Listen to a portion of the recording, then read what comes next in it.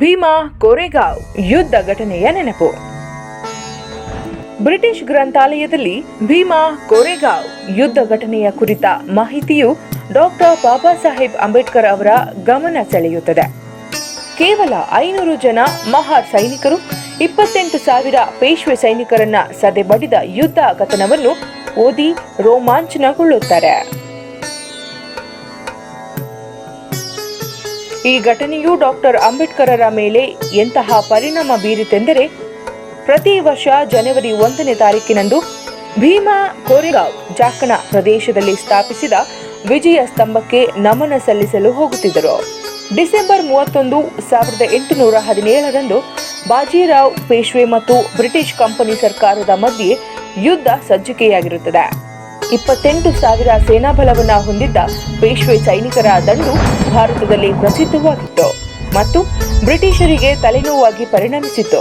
ಈ ಸೈನ್ಯವನ್ನ ಸದೆಬಡೆದು ತನ್ನ ಪರಮಾಧಿಕಾರವನ್ನ ಸ್ಥಾಪಿಸಲು ಬ್ರಿಟಿಷ್ ಕಂಪನಿ ಸರ್ಕಾರದ ಸ್ಥಾನಿಕ ಕ್ಯಾಪ್ಟನ್ ಸ್ಟೆಂಡನ್, ಸೇನಾಧಿಕಾರಿ ಬರ್ಟನ್ ತೀವ್ರ ಚಿಂತನೆಯಲ್ಲಿ ತೊಡಗಿದರು.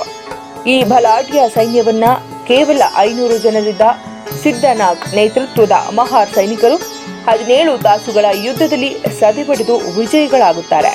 ಈ ಘಟನೆಯಲ್ಲಿ ಮಹಾರ್ ಸೈನಿಕರು ತೋರಿದ ಪರಾಕ್ರಮ ಲಂಡನ್ನ ವಿಕ್ಟೋರಿಯಾ ಮಹಾರಾಣಿಗೆ ತಲುಪುತ್ತದೆ. ಈ ಅಪೂರ್ವ ವಿಜಯದ ಸುದ್ದಿಯನ್ನ ಕೇಳಿದ ಬ್ರಿಟಿಷ್ ರಾಣಿ ಭಾರತಕ್ಕೆ ಬಂದು ಕೋರೆಗಾಂವ್ ಜಾಖನ ಪ್ರದೇಶದಲ್ಲಿ 78 ಅಡಿ ಎತ್ತರದ ವಿಜಯ ಸ್ತಂಭ ನಿಲ್ಲಿಸಲು ಆದೇಶಿಸುತ್ತಾಳೆ. 1843ರಲ್ಲಿ ಈ ವಿಜಯ ಸ್ತಂಭವನ್ನ ನಿರ್ಮಿಸಲಾಗುತ್ತದೆ. ಯಾರಿ ಪೇಶ್ವೆಗಳು? ಪೇಶ್ವೆ ಸಾಮ್ರಾಜ್ಯದ ಸಂಸ್ಥಾಪಕ ಬಾಳಾಜಿ ವಿಶ್ವನಾಥನು. ಈತನ ಚಾಣಾಕ್ಷತನ, ಸಾಹಸ ಕಾರ್ಯ ಮತ್ತು ಶ್ರಮ ಜೀವನ ಗಮನಿಸಿ ಪೇಶ್ವೆ ಸ್ಥಾನಕ್ಕೆ ನೇಮಿಸಿಕೊಳ್ಳಲಾಗುತ್ತದೆ. ಮೊದಲನೆಯ ಪೇಶ್ವೆ ಬಾಳಾಜಿ ವಿಶ್ವನಾಥ ಕೊಂಕಣದಿಂದ ಕೆಲಸ ಹುಡುಕುತ್ತಾ ಸಾತಾರದಲ್ಲಿ ಶಿವಾಜಿ ವಂಶಸ್ಥ ಛತ್ರಪತಿ ಶಾಹು ಮಹಾರಾಜನ ಅರಮನೆಯಲ್ಲಿ ಸೇವಕನಾಗಿ ಸೇರಿಕೊಳ್ಳುತ್ತಾನೆ. ಇವನ ನಡಾವಳಿಗಳು ಶಾಹು ಮಹಾರಾಜರಿಗೆ ಮೆಚ್ಚುಗೆಯಾಗಿ ಆಪ್ತ ಸಚಿವನನ್ನಾಗಿ ನೇಮಿಸಿಕೊಳ್ಳುತ್ತಾನೆ. ಆಮೇಲೆ ಪೇಶ್ವೆ ಸ್ಥಾನಕ್ಕೆ ಬಡ್ತಿ ನೀಡಲಾಗುತ್ತದೆ. ಪೇಶ್ವೆ ಎಂಬುದು ದಿವಾಣಿ ಎಂಬಂತಹ ಒಂದು ಪ್ರಧಾನ ಹುದ್ದೆಯಾಗಿತ್ತು. ಈ ಬಾಳಾಜಿ ವಿಶ್ವನಾಥನ ಅಡ್ಡ ಹೆಸರು ಭಟ್ಟ ಎಂಬುದು. ಎರಡನೇ ಪೇಶ್ವೆ ಬಾಳಾಜಿ ಬಾಜಿರಾವ್ 1740ರಿಂದ 1761 ಭಾರತದ ದಕ್ಷಿಣೋತ್ತರ ಭಾಗಗಳಲ್ಲಿ ಮರಾಠ ಸಾಮ್ರಾಜ್ಯದ ವಿಸ್ತರಣೆಗಾಗಿ ಛಲದಿಂದ ಶ್ರಮಿಸಿದನು. ಇತಿಹಾಸಕಾರರು 18ನೇ ಶತಮಾನವನ್ನ ಪೇಶ್ವೆಗಳ ಪರಮಾಧಿಕಾರದ ಕಾಲವೆಂದೇ ಕರೆದಿದ್ದರು. ಮೂರನೆಯ ಪೇಶ್ವೆ ಬಾಜಿರಾವ್ ವಿಲಾಸಿಯಾಗಿದ್ದ ಮತ್ತು ಮನುಸ್ಮೃತಿಯ ಸಂವಿಧಾನದ ಮೇರೆಗೆ ಕಾನೂನು ನಡೆಸುತ್ತಿದ್ದ. ಕಟ್ಟುನಿಟ್ಟಿನ ವಿಧಾನಗಳು, ಭಾರಿ ಭೋಜನದ ಏರ್ಪಾಡು ಮತ್ತು ವಿಲಾಸ ಜೀವನ ಈ ಬಾಜಿರಾಯನಲ್ಲಿ ಮೈಗೂಡಿತ್ತು. ಈತನಿಗೆ ಬಹುಪತ್ನಿಯರಿದ್ದರು, ಆದರೆ ಔರಸ ಪುತ್ರರು ಇರಲಿಲ್ಲ. ನಾನಾ ಸಾಹೇಬನು ಈತನ ದತ್ತು ಪುತ್ರ. ನಾನಾ ಸಾಹೇಬನ ಔರಸ ತಂದೆ ಹೆಸರು ಮಾಧವರಾವ್. ಗಂಗಾಬಾಯಿ ಈತನ ಔರಸ ತಾಯಿ. ಇವರಿಬ್ಬರು ಪುಣೆ ಹತ್ತಿರದ ಮಾತೆರಾಯನ ಬಳಿ ಇರುವ ವೇಣು ಗ್ರಾಮದವರು. ಇವರದು ಕೆಳ ಮಧ್ಯವರ್ಗದ ಬ್ರಾಹ್ಮಣ ಕುಟುಂಬ. ಪಂಡಿತರಿಗೂ ಮೌಲ್ವಿಗಳಿಗೂ ವಿದ್ವಾಂಸ ಮತ್ತು ಕವಿ ಕಲಾವಿದರಿಗೂ ಪೇಶ್ವೆ ಆಶ್ರಯದಾತನಾಗಿದ್ದ. ಬಾಜಿರಾಯ್ ಬ್ರಹ್ಮಾವತ್ತರಾದ್ರೆ ಬಿಟೂರದಲ್ಲಿ ಇದ್ದುದನ್ನ ತಿಳಿದು ಮಹಾರಾಷ್ಟ್ರ ಮತ್ತು ಉತ್ತರ ಹಿಂದೂಸ್ತಾನದ ಅನೇಕ ಬ್ರಾಹ್ಮಣ ಕುಟುಂಬಗಳು ಈ ಬಾಜಿರಾಯ್ ಪೇಶ್ವೆ ಹತ್ತಿರ ಬಂದು ನೆಲೆಸುತ್ತಾರೆ. ಮಾಧವರಾವ್, ನಾರಾಯಣ್ ರಾವ್ ಇಂತಹವರಲ್ಲಿ ಒಬ್ಬರು. ವೇಣು ಗ್ರಾಮದಲ್ಲಿರುವಾಗಲೇ 1824ರಲ್ಲಿ ಜನಿಸಿದ ನಾರಾಯಣ ಬಾಜಿರಾಯನ ಗಮನ ಸೆಳೆದ. ಈ ಮಗುವಿನ ರಾಜತೇಜ ಗಮನಿಸಿ ವಿಧಿವತ್ತಾಗಿ ದತ್ತಕ ತೆಗೆದುಕೊಳ್ಳಲಾಗುತ್ತದೆ. ಬಾಜಿರಾಯನ ದತ್ತಕ ಪುತ್ರನೇ ಪೇಶ್ವೆ ನಾನಾ ಸಾಹೇಬ. ಪೇಶ್ವೆ ಕಾಲದಲ್ಲಿ ಅಸ್ಪೃಶ್ಯರು ಪಾಲಿಸತಕ್ಕಂತಹ ವಿಧಿವಿಧಾನಗಳು. ಹಿಂದೂ ಒಬ್ಬನು ಸಾರ್ವಜನಿಕ ರಸ್ತೆಗಳಲ್ಲಿ ಬರುತ್ತಿದ್ದರೆ ಅಸ್ಪೃಶ್ಯನು ಆ ಹಾದಿಯಲ್ಲಿ ಕಾಲಿಡಕೂಡದು. ಅಸ್ಪೃಶ್ಯನ ನೆರಳು ಕೂಡ ಸವರ್ಣ ಹಿಂದುವನ್ನ ಸ್ಪರ್ಶಿಸಬಾರದು. ಅದಕ್ಕೆಂದೇ ಅಸ್ಪೃಶ್ಯನು ಮುಂಜಾನೆ ಮತ್ತು ಸಂಜೆಯ ಸಮಯದಲ್ಲಿ ಊರ ಪ್ರವೇಶ ಮಾಡಬಾರದು. ಏಕೆಂದರೆ ಈ ಸಮಯದಲ್ಲಿ ನೆರಳು ಉದ್ದವಾಗಿರುತ್ತದೆ. ತಾನು ಅಸ್ಪೃಶ್ಯನೆಂದು ತೋರಿಸಿಕೊಳ್ಳಲು ಅವನು ತನ್ನ ಮುಂಗೈ ಮೇಲಾಗಲಿ ಅಥವಾ ಕೊರಳಲ್ಲಾಗಲಿ ಒಂದು ಕರಿದಾರವನ್ನ ಕಟ್ಟತಕ್ಕದ್ದು. ಹಿಂದೂಗಳು ಅರಿಯದೆ ಅಸ್ಪೃಶ್ಯನನ್ನ ಮುಟ್ಟಿದರೆ ಮೈಲಿಗೆ ಆಗಬಾರದೆಂದು ಈ ಕಾನೂನು ವಿಧಿಸಲಾಗಿತ್ತು. ಅವನ ಕೈಯಲ್ಲಿ ಒಂದು ಉದ್ದನೆಯ ಕೋಲು, ಅದಕ್ಕೆ ಗೆಜ್ಜೆ ಕಟ್ಟಿರಬೇಕು. ತಾನು ಊರು ಪ್ರವೇಶಿಸಬೇಕಾದ್ರೆ ಅವನು ಆ ಗೆಜ್ಜೆ ಸಪ್ಪಳ ಮಾಡಬೇಕಿತ್ತು. ಅಂದರೆ ಅಸ್ಪೃಶ್ಯನೊಬ್ಬ ಊರು ಪ್ರವೇಶಿಸುತ್ತಿದ್ದಾನೆ ಎಂಬುದು ಸವರ್ಣ ಹಿಂದೂಗಳಿಗೆ ಗೊತ್ತಾಗಬೇಕಿತ್ತು. ಪೇಶ್ವೆಗಳ ರಾಜಧಾನಿಯಾಗಿದ್ದ ಪುಣೆಯಲ್ಲಿ ಅಸ್ಪೃಶ್ಯನು ತನ್ನ ಕೊರಳಲ್ಲಿ ಮಣ್ಣಿನ ಮಡಿಕೆಯನ್ನ, ಸೊಂಟಕ್ಕೆ ಕಸ ಪೊರಕೆಯನ್ನ ಕಟ್ಟಿಕೊಳ್ಳಬೇಕಾಗಿತ್ತು. ಈ ಪೊರಕೆ ಈತನ ಹೆಜ್ಜೆಯನ್ನ ಅಳಿಸುತ್ತಿತ್ತು. ಈತ ಮುಟ್ಟಿ ಹೋದ ನೆಲ ಮೈಲಿಗೆಯಾಯಿತೆಂದು ಭಾವಿಸಲಾಗುತ್ತಿತ್ತು. ಉಗುಳಿದ ಉಗುಳು ನೆಲದ ಮೇಲೆ ಬೀಳದಂತೆ ಕೊರಳಲ್ಲಿ ಕಟ್ಟಿದ ಮಣ್ಣಿನ ಮಡಿಕೆಯಲ್ಲಿ ಉಗುಳಬೇಕಾಗಿತ್ತು. ಭೀಮಾ ಕೋರೆಗಾಂವ್ ನಡೆಯಲು ಕಾರಣವೇನು? ಪ್ಲಾಸಿ ಕದನದಲ್ಲಿ ಬಾಳಾಜಿ ಪೇಶ್ವೆ ಮೃತನಾದಾಗ ಬಂಗಾಳ ಭಾಗದಲ್ಲಿ 24 ಪರಗಣದಲ್ಲಿ ಈಸ್ಟ್ ಇಂಡಿಯಾ ಕಂಪನಿ ಸ್ಥಾಪನೆ ಮಾಡಿದ ಬ್ರಿಟಿಷ್ ಸರ್ಕಾರ ತನ್ನ ಸ್ಥಾನ ಭದ್ರಪಡಿಸಿಕೊಂಡಿತ್ತು. ಪುಣೆಯಲ್ಲಿ ಠಿಕಾಣಿ ಹೂಡಿ ತನ್ನ ಸೇನಾ ಬಲವನ್ನ ಹೆಚ್ಚಿಸಿಕೊಳ್ಳತೊಡಗಿತ್ತು. ಈ ಕಂಪನಿ ಸರ್ಕಾರ ಮದ್ರಾಸಿನ ಡಿಟ್ಯಾಚ್ಮೆಂಟ್ ಆಫ್ ಸರ್ಜೆಂಟ್ ಎಂಬ ಸೇನಾಪಡೆಯ ಬಲದಿಂದ ಪುಣೆ ಪೇಶ್ವೆಗಳನ್ನ ಬಗ್ಗು ಬಡಿದು ತಮ್ಮ ಆಧಿಪತ್ಯವನ್ನ ಸ್ಥಾಪಿಸಲು ಹವಣಿಸುತ್ತಿದ್ದರು. ಅದಕ್ಕೆಂದು ತಮ್ಮ ಸೈನ್ಯದಲ್ಲಿ ಸ್ಥಳೀಯ ಮಹಾರ್ನನ್ನ, ಮುಸ್ಲಿಂ ಬೇಡ, ಬೋಯಿ ಮೊದಲಾದ ಶೂದ್ರ, ಅತಿಶೂದ್ರರನ್ನ ಸೇನೆಯಲ್ಲಿ ಸೇರಿಸಿಕೊಳ್ಳತೊಡಗಿದರು. ಹೀಗೆ ಕಂಪನಿ ಸರ್ಕಾರದ ಸೇನಾ ಬಲ ಹೆಚ್ಚಾದಾಗ ಪೇಶ್ವೆಗಳ ಮೇಲೆ ಯುದ್ಧ ಸಾರುತ್ತಾರೆ. ಈ ಕಂಪನಿ ಸರ್ಕಾರದ ಸೇನಾಪಡೆಯಲ್ಲಿ ಮಹಾರರ 2 ಬಣಗಳು ಇದ್ದವು. ಒಂದಕ್ಕೆ ಸಿದ್ದನಾಗ್ ನಾಯಕನಾಗಿದ್ದರೆ ಇನ್ನೊಂದಕ್ಕೆ ಭೀಮನಾಗ್ ನಾಯಕನಾಗಿದ್ದ. ಕೇವಲ 500 ಸಂಖ್ಯೆಯಲ್ಲಿದ್ದ ಈ ಮಹಾ ಸೈನಿಕರು ಕುದುರೆ ಸವಾರಿ ಮತ್ತು ಖಡ್ಗ ಯುದ್ಧದಲ್ಲಿ ಪರಿಣತಿ ಹೊಂದಿದ್ದರು. ಸಿದ್ದನಾಗನಿಗೆ ಪೇಶ್ವೆಗಳೊಡನೆ ಯುದ್ಧ ಮಾಡುವುದು ಬೇಡವಾಗಿತ್ತು. ಪರಕೀಯರಾದ ಬ್ರಿಟಿಷರು ಪೇಶ್ವೆಗಳ ಮೇಲೆ ವಿಜಯ ಸಾಧಿಸುವುದು ಅವನಿಗೆ ಬೇಡವಾಗಿತ್ತು. ಈ ಕಾರಣಕ್ಕಾಗಿ 1817 ಡಿಸೆಂಬರ್ನಲ್ಲಿ ಈ ಸಿದ್ದನಾಗನು ಪೇಶ್ವೆ ಬಾಜಿರಾಯನಲ್ಲಿಗೆ ಹೋಗಿ, ನಾವು ನಿಮ್ಮ ಪರವಾಗಿ ಹೋರಾಡುತ್ತೇವೆ, ಬ್ರಿಟಿಷರನ್ನ ಓಡಿಸುತ್ತೇವೆ, ಆದರೆ ಈ ಯುದ್ಧದಲ್ಲಿ ಗೆದ್ದ ನಂತರ ನಮಗೆ ಊರೊಳಗೆ ಮುಕ್ತವಾಗಿ ಪ್ರವೇಶಿಸಲು ಅವಕಾಶ ಮಾಡಿಕೊಡಬೇಕು, ಅಸ್ಪೃಶ್ಯರಿಗಾಗಿ ಇರುವ ಕಾನೂನುಗಳನ್ನ ಹಿಂದಕ್ಕೆ ಪಡೆಯಬೇಕು ಎಂದು ವಿನಂತಿಸಿಕೊಳ್ಳುತ್ತಾನೆ. ಇದಕ್ಕೆ ಪೇಶ್ವೆ ಬಾಜಿರಾಯನು ಕ್ರೋಧದಿಂದ ಕುದಿಯುತ್ತಾನೆ. ಹೊಲೆಯನು ನನ್ನ ಆಸ್ಥಾನವನ್ನ ಪ್ರವೇಶಿಸಿ ಮೈಲಿಗೆ ಮಾಡಿದನೆಂದು ಕೆಂಡ ಮಂಡಲನಾಗುತ್ತಾನೆ. ಸಿದ್ದನಾಗನನ್ನು ಅರಮನೆ ಪ್ರವೇಶಿಸಲು ಅನುಮತಿ ನೀಡಿದ ಸೇನಾಪತಿಯನ್ನ ಸಿಕ್ಕಾಪಟ್ಟೆ ನಿಂದಿಸುತ್ತಾನೆ. ಸಿದ್ದನಾಗನನ್ನ ಒಳಗೆ ಬಿಟ್ಟ ದ್ವಾರಪಾಲಕನನ್ನ ನೇಣಿಗೆ ಹಾಕಲು ಆದೇಶಿಸುತ್ತಾನೆ. ಸಿದ್ದನಾಗನು ಸ್ಪರ್ಶಿಸಿದ ನೆಲವನ್ನ ಆಕಳ ಗಾಂಜಳದಿಂದ ಸಾರಿಸಿ ಶುದ್ಧ ಮಾಡಲು ಆದೇಶ ನೀಡುತ್ತಾನೆ. ಇದರಿಂದ ಸಿದ್ದನಾಗನಿಗೆ ತೀವ್ರ ಆಘಾತವಾಗುತ್ತದೆ. ಅವಮಾನಿತನಾಗಿ ಮರಳುತ್ತಾನೆ. ಅರಮನೆಯಿಂದ ಹೊರದೂಡಲ್ಪಟ್ಟಾಗ ಸಿದ್ದನಾಗನು ತಮ್ಮ ಸೇನಾ ನೆಲೆಗೆ ಆಗಮಿಸಿ 2 ಬಣಗಳನ್ನ ಒಂದುಗೂಡಿಸಿ ತನಗೆ ಪೇಶ್ವೆ ಬಾಜಿರಾಯನಿಂದಾದ ಅವಮಾನವನ್ನ ವಿವರಿಸುತ್ತಾನೆ. ಈ ವಾರ್ತೆ ಕೇಳಿದ 500 ಜನ ಮಹಾ ಸೈನಿಕರು ರೊಚ್ಚಿಗೇಳುತ್ತಾರೆ. ಎಲ್ಲರೂ ಒಂದುಗೂಡಿ ಪೇಶ್ವೆಗಳ ವಿರುದ್ಧ ಹೋರಾಡಲು ಸಿದ್ಧರಾಗುತ್ತಾರೆ. ಡಿಸೆಂಬರ್ 30, 1817 ರಾತ್ರಿ 8 ಗಂಟೆಗೆ ಪುಣೆಯಿಂದ ಮದ್ದುಗುಂಡು ಸಮೇತರಾಗಿ ಕಾಲ್ನಡಿಗೆಯಿಂದ ಭೀಮಾ ನದಿಯ ದಡದಲ್ಲಿರುವ ಭೀಮಾ ಕೋರೆಗಾಂವ್ ಹತ್ತಿರದ ಜಾಕಣ ಪ್ರದೇಶದ ಯುದ್ಧ ಭೂಮಿಗೆ ನಡೆಯುತ್ತಾರೆ. ಬಾಂಬೆ ರೆಜಿಮೆಂಟಿನ ಬ್ರಿಟಿಷ್ ಸೇನಾಧಿಕಾರಿ ಮತ್ತು ಸ್ಥಳೀಯ ಕ್ಯಾಪ್ಟನ್ ಸ್ಟಂಡನ್ ನಾಯಕತ್ವದಲ್ಲಿ ಸುಮಾರು 12 ತಾಸುಗಳ ಸತತ ಕಾಲ್ನಡಿಗೆಯಲ್ಲಿ ಭೀಮಾ ನದಿ ತೀರಕ್ಕೆ ಬರುತ್ತಾರೆ. ಜಾಕಣ ಪ್ರದೇಶದಲ್ಲಿ 28,000 ಪೇಶ್ವೆ ಸೈನಿಕರು, 25,000 ಅಶ್ವಸೈನ್ಯ, 2,000 ಅರಬ ಬಾಡಿಗೆ ಯೋಧರು, ಸ್ವದೇಶದ 3,000 ಸೈನಿಕರು ಕತ್ತಿ ಜಳಿಪಿಸುತ್ತಾ ಸೇನಾಧಿಪತಿ ಬಾಪು ಗೋಖಲೆ ಮುಂದಾಳತ್ವದಲ್ಲಿ ಯುದ್ಧಕ್ಕೆ ಸಿದ್ಧರಾಗಿ ನಿಂತಿದ್ದರು. ಮದ್ದು ಗುಂಡುಗಳ ಸುರಿಮಳೆಯೊಂದಿಗೆ ಯುದ್ಧ ಆರಂಭಗೊಳ್ಳುತ್ತದೆ.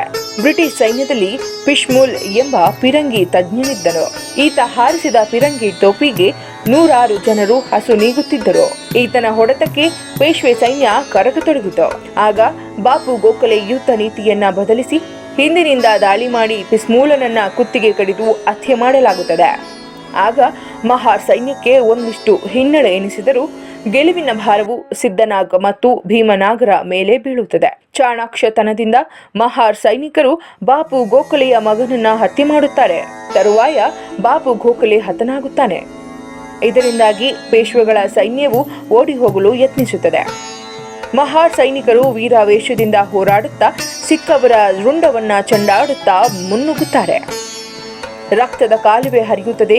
ಪೇಶ್ವೆ ಸೈನ್ಯಕ್ಕೆ ಹಿನ್ನಡೆ ಉಂಟಾಗಿ ಸೋಲನ್ನಪ್ಪುತ್ತದೆ. ಈ ಯುದ್ಧ ನಡೆದಿದ್ದು ಕೇವಲ 17 ತಾಸುಗಳು ಮಾತ್ರ.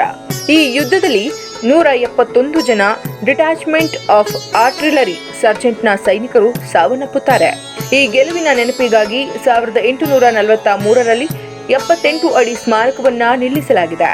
ವೀರ ಮರಣ ಹೊಂದಿದ ಮತ್ತು ಗಾಯಗೊಂಡ ಸೇನಾನಿಗಳ ಹೆಸರುಗಳನ್ನು ಬಿಳಿ ಗ್ರಾನೈಟ್ ಶಿಲೆಯಲ್ಲಿ ಕೆತ್ತಿಸಿ ಸ್ಮಾರಕದಲ್ಲಿ ಅಳವಡಿಸಲಾಗಿದೆ. ವೀರ ಮರಣ ಹೊಂದಿದ ಹುತಾತ್ಮರು: ಲಸಕರ್ ಗೋವಿಂದೋ, ಮದ್ರಾಸ್; ಶೇಖ್ ಅಹಮದ್, ಸ್ಥಳೀಯ; ದಿಶನ್ ರಾಮಸ್ವಾಮಿ, ಮದ್ರಾಸ್; ಇನ್ಫಂಟ್ರಿ ಜಮಾದಾರ ಬಾಪು, ಸಹಿನಾಥ ಗುಣಜಿ ಗೌರಾನಿ; ಹವಲ್ದಾರ್ ಕುರ್ಗಾ ಸಿಂಗ್ ನಾಯ್ಕ್; ಎಸ್ಟಿಮೇಟರ್ ಬಾಲ್ಮೆಂಟರ್ ಸೋನಾಗ್, ಕಮಲ್ನಾಗ್, ರಾಮನಾಗ್, ಏಕನಾಗ್; ಪ್ರಿವೇಟ್ ಪ್ರಸಾದ್ ಸಿಂಗ್, ಬಾಪು ಸಾವಂತ; ಲಕ್ಷ್ಮಣ ಬಂಡೋಸ, ಲಕ್ಷ್ಮಣ ಕೊಡಾದ; ಗೋವಿಂದನಾಗ್, ಕೋಟೆನಾಗ್, ಭಗನಾಗ್, ಹೊನ್ನನಾಗ್, ಕನ್ನಾಗ್, ಗಂಧೋಜಿ, ಗೋಪಾಲಾಜಿ; ಮುಂಡಾ ಗುನಾಗ್, ಭುವನ್ಜಿ, ಏಟಕಾರ್; ಸಿದ್ದಿಸಿಂಗ್, ಸೇವ್ ಬುಕ್ಕಾ ಸಿಂಗ್; ಸುನಾಗ್ಜಿ, ಪೋಮ್ವಾರ್; ಹನೋಜಿ ಜಾಧವ; ಬಾಲನಾಗ್, ಹೊನ್ನನಾಗ್, ರೂಪನಾಗ್, ಲುಕ್ನಾಗ್, ಏಟನಾಗ್, ದಾಕನಾಗ್; ರಾಣೋಜಿ, ಜಯದೇವ್; ರೋಬನಾಗ್, ರಾಮನಾಗ್, ಬಾಲೋಜಿ; ಶೇಗ್ವಾನ್, ರಾಜನಾಗ್, ಗುಣನಾಗ್, ಅಬ್ದುಲ್ ಗುರುಸನ್; ಚೋಬನಾಗ್, ಹುಂಗನಾಗ್, ಹೌಜೂಜಿ, ಚೌಹಾಣ; ರಾಯ್ನಾಗ್, ಜೈನಾಗ್, ಸುನಾಗ್, ಏಕನಾಗ್, ಗುಣನಾಗ್, ದೀರುನಾಗ್, ಕತ್ಯಾ ಕಾವನ್; ದೇವನಾಗ್, ಅಣ್ಣನಾಗ್, ಗೋಪಾಲ್ನಾಗ್, ಬಾಲನಾಗ್; ಪ್ರಮಂತ ಮಟ್ಟೆಪ್ಪ; ಹುರನಾಗ್, ಹೈರಾನಾಗ್, ಮುನ್ಸಾರಂ; ಅನ್ನಿಜಿ ದಾರಚ್; ಜೀತ್ನಾಗ್, ದೇವನಾಗ್, ಏಷಾರಾಮ್; ಎಡೇಕರ, ನಿಧಾಮ್, ಸೈನಾಗ್, ಗುಣನಾಗ್, ಲೌಕಾನಾಗ್; ಸೊರೆತ್, ಪೂನಾ ಆಕ್ಸಲರಿ; ಅರ್ಸಿ ಲದ್ದಾರಸ್; ಶೇಖಾ ಇಬ್ರಾಹಿಂ; ಮುಟ್ಟು ನುಟ್ರಿಕಾನ್; ಶೈ ಮೊಹಮ್ಮದ್; ಅಪ್ಪಾಜಿ ಗುಂಡೂಜಿ; ಗೋಪಾಲ ಮುಕುಂದರಾವ್; ಸುಸತೌಚಿ; ದುಲೂಬಾ ನರೋಬಾ; ಇಮಾಮಾ ಖಾನ್; ಶೇಖ್ ಅಬ್ದುಲ್ಲಾ; ರಾಮ್ಜಿನಾಗ್; ಮುಸ್ತಿ ಹಬ್ಬುಟ್ಟಿ; ಎಕ್ತೋಬಾ; ಇಮಾಮ್ ಖಾನ್; ಗುಣೇಶ್ ಸಿಂಗ್; ಹರಿ ಸಿಂಗ್; ಉದಾಜಿ; ಗುಣನಾಗಾಜಿ; ಸಿಕೋನಾಮ್; ಬೋವಾ ಸಿಂಗ್; ಭಟ್ ಸಿಂಗ್; ಪರಾಂಜೆ; ಶೇಖಾಲೋಲ್ ಮೊಹಮ್ಮದ್; ಗುಟ್ಟಾ ಖಾನ್; ದಿಶಾಮ್; ಉಟ್ಟೋಜಿ; ರಿಮ್ ಖಾನ್; ಮುರಾಜಾ ಮುಲ್ಲಾದೀನ್; ಎಂಕೋಜಿ; ದಾವೂದ್ ಖಾನ್; ಗುಂಗಾಜಿ; ಅಲ್ಲೇ ಖಾನ್; ಹುಸೇನ್ ಖಾನ್; ರಮಾಜಾನ್ ಸುದಾಸಿ; ಲಕ್ಷ್ಮಣ ಮುಂತಾದವರೊಂದಿಗೆ 20 ಜನ ಬ್ರಿಟಿಷ್ ಸೈನಿಕರು ಮೃತರಾಗಿದ್ದಾರೆ. ಗಾಯಗೊಂಡವರು: detachment of Madras artillery sergeant William Pidgeon, junior John Taylor ಮೆಟ್ರೋಸೋ, ಜಾನ್ ಮೌರ್ಯ, ದಾಲ್ಮೋ ಕೀರ್ತಿ, ಜಾನ್ ಪರಿಟ್, ಆರ್.ಸಿ. ಕಿಂಗ್ ರಿಚ್, ಜುಕೇಶಾ ಜಾನ್, ಲಾಸರ್ಸ್, ಸಿರ್ನಾಗ್ ಪುಟ್ಟಿ, ಮೊಹಮ್ಮದ್ ಲಸ್ಕರಿ, ಇಮಾಮ್ ಸಾಹಿಬ್, ನಿಲಾದುಂ, ರಾಮಾರೋ ಸಿಕುಂಟ್, ಚಲ್ಲುಂ ನಿಕಾ ಸ್ವಾಮಿ, ಸೋಯಿದಾರ್ ದೇವಿಸಿಂಗ್, ಜಮಾದಾರ್ ಸೋನ್ಮೀಟರ್ ಸಾಳುಂಕೆ, ಡ್ರುಮೇರ್ ತನಾಗ್, ಹುರನಾಗ್, ಪೃಥ್ವಿ ಬುಲಾಸಿಂಗ್, ಬ್ರೂಚರ್, ಕೈರ್, ಮೊಹಮ್ಮದ್ ಜಿ ಗೌಲೆ, ಪೀಸ್ ರಾಮ್ ಸಿಂಗ್, ಪೂನಾ ಆಲಕ್ಷರಿ ಹರ್ಸ್ ರುಸುಲ್ದಾರ್, ಮರಾಮ್ ಗುನ್ನೆ ಜೇಮಿದಾರ್, ಭೀಮ್ ಸಿಂಗ್, ದಫೇದಾರ್ ಮೆಗಂಟ್, ರಾಮ್ ರಾಜು, ಸಿಲಾಸ್, ಹುನ್ಸುಂತಾ ಶೇಖ್, ಹಸೀನ್ ಗುಲಾಮ್, ಗೊಲುಂ ರೊಸಲ್ ಶೇಖ, ಜುಮುಲ್ ಹೆಸನ್ ಮೊಹಮ್ಮದ್, ಗುಂಗರಂ, ಸೈಯದ್ ಬುದುಂ, ಹೀರಪ್ಪ, ಇಮಾಮ ಆಲಿ ಮಿಪ್ಪುಟೋ, ಹಮಿದ್ ಸಿಂಗ್ ಶೇಖ್, ಮದ್ದಾರ್ ಹುಸೇನ್, ಮೊಹಮ್ಮದ್ ಬಾಪು ಭೋಯಿ ಚಿಮ್ಮಾಜಿ, ದಾಮ್ ದಾಲಾಜಿ, ಮೀರ್ ಹುಸೇನ್ ಆಲಿ, ಲಾಘೋಜಿ, ಅಬ್ದುಲ್ ಖಾದರ್, ಫಕೀರ್ ಮೊಹಮ್ಮದ್, ಮ್ಯಾಗಿ ದುಲೋಜಿ ಮುಂತಾದವರು ಗಾಯಗೊಂಡವರಾಗಿದ್ದಾರೆ.